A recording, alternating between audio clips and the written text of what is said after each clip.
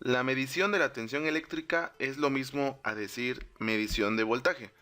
El término más correcto es tensión eléctrica. La tensión eléctrica o voltaje se mide en paralelo con el circuito. La unidad de medida del voltaje son los volts. Los pasos para medir el voltaje son los siguientes. Se conecta la punta negra en COM y la roja en volts ohm. Segundo, se coloca el selector del multímetro en voltaje, sea corriente alterna o corriente continua. Tercer paso, se coloca la punta negra en el neutro, sí, en el cable neutro o en la terminal que tenga el neutro, sí, la punta de prueba negra, y se coloca la punta de prueba roja en la fase, que sería el cable que tiene el potencial de 127 volts. Y ya se revisa la lectura en la pantalla.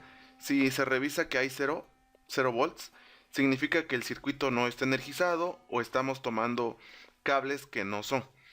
Recuerden, el voltaje siempre se va a medir en paralelo. Lo que hace el voltaje es medir la diferencia de potencial que hay de un punto hacia otro punto. Por ejemplo, el neutro tiene 0 volts y la fase tiene 127, por lo regular, al menos en una residencia aquí en México, sí. Pero si nosotros tenemos dos fases, fase A, pero hicimos derivaciones y las dos son fase A o fase 1, como le quieran llamar, la diferencia va a ser cero porque cada una tiene 127. Están en el mismo ángulo. Pero si son fases a diferentes ángulos, fase 1 y fase 2 que vienen de un transformador, entonces nos van a dar 220 volts, ¿sí? Vamos a pasar varios videos para que puedan observar cómo se mide físicamente el voltaje con su multímetro. En esta ocasión vamos a medir el voltaje. Vamos a medirlo con el multímetro, vamos a medirlo en el contacto sencillo y en el socket. Recuerden que el voltaje se mide en paralelo. El voltaje es la diferencia de potencial que hay entre un punto y otro punto. El voltaje que hay en un punto y en otro punto. Esa diferencia es lo que nos va a marcar el multímetro. En esta ocasión vamos a medir la diferencia que hay entre la fase que está aquí y el neutro que está acá. Y entre el retorno que está acá y el neutro que está aquí. Entonces vamos a escoger el voltaje de corriente alterna.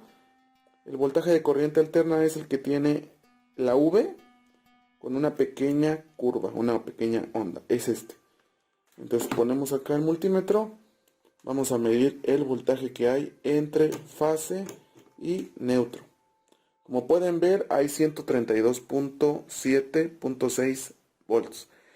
Se muestra que varía porque dependiendo de las caídas de tensión que hay en la zona cercana a la fuente donde tenemos ahorita, si nosotros tenemos este contacto, depende de un transformador. Entonces hay variaciones. Si hay personas que empiezan a ocupar sus aparatos electrodomésticos o máquinas eléctricas, entonces van a tomar más corriente de la red, del transformador, y por lo tanto la tensión eléctrica va a caer, el voltaje va a caer, por eso hay variaciones. También depende del multímetro, que tan bien calibrado esté. Pero el voltaje que debe existir son 127 volts. Podemos tener 132, 129, 125. Un más menos 3% está bien. Un más menos 5% más o menos está bien. Por norma debe ser máximo un 3%. Bueno, ya medimos aquí. Ahora vamos a medir acá el retorno y el neutro. Como pueden ver, hay 6 volts, algo así.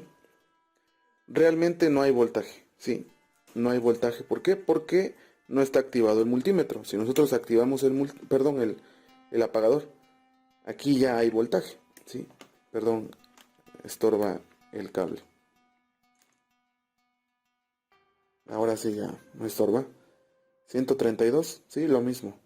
Sí, pero porque ya se activó el apagador. Ahora vamos a medirlo desde una extensión eléctrica.